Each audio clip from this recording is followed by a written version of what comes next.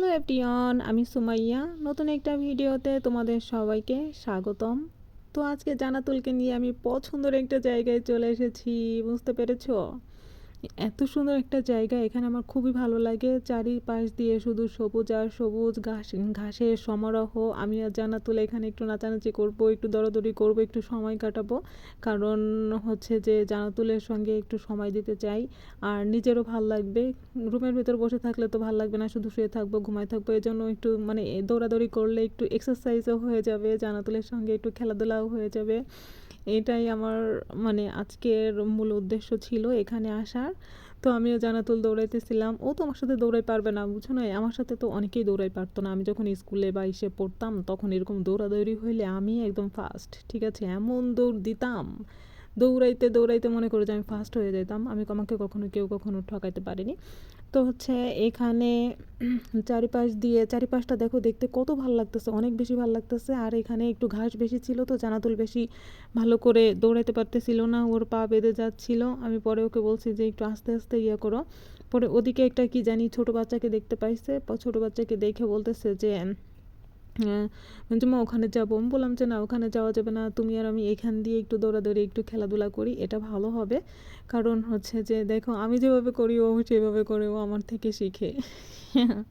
দেখছো, ও আমার থেকে আরও ভালো পারে, সুন্দর পারে। পরে ও আমাকে শেখায় যে মেচুমা এইভাবে না, এইভাবে এইভাবে হলো নাচতে হয়।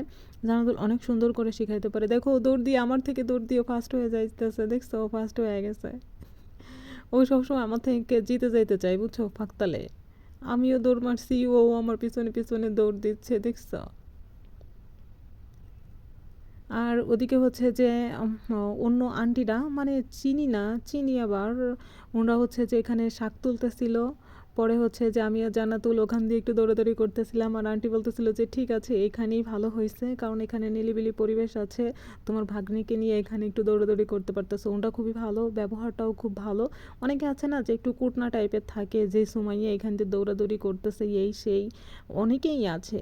কিন্তু আন্টিটা ভালো, বলতেছে যে হ্যাঁ, এখানেই ভালো হয়েছে মা, এখানে নিয়ে আসছো প্রতিদিন, এখানে ওকে নিয়ে আসবা, তাহলে হচ্ছে যে ওরও একটু ভাল লাগবে, একটু সময় কাটবে। পরে আমি বললাম যে জান্নাতুল চলো এখান থেকে চলে যাই। তো জান্নাতুল বলতেছে যে না, আমরা শাক তুলবো। ও জান্নাতুল নাকি এখানে শাক তুলে। পরে আমি বলছি না, এখানে আমি শাক তুলবো না। বলে কি তুমি ভিডিও করো, আমি শাক তুলি। বলছি তুমি শাক তুলে বাসায় নিতে পারো? বলে কি হ্যাঁ, আমি শাক তুলে বাসায় নিতে পারবো। আমি বলছি না, এখানে শাক তোলা যাবে না, এদিকে দৌড় মারো। আমি আরও আবার এখান দিয়ে দৌড়াইতেছিলাম। আর ওদিকে ছোট বাচ্চারা কি জানি করতেছিল, দেখো কিভাবে দৌড়াইতেছিলাম। জান্নাতুল কিন্তু এখানে খুবই মজা পাইতেছিল, অনেক মজা পাইতেছিল। দেখো ও কিভাবে চুম্মা দিয়ে দেয়।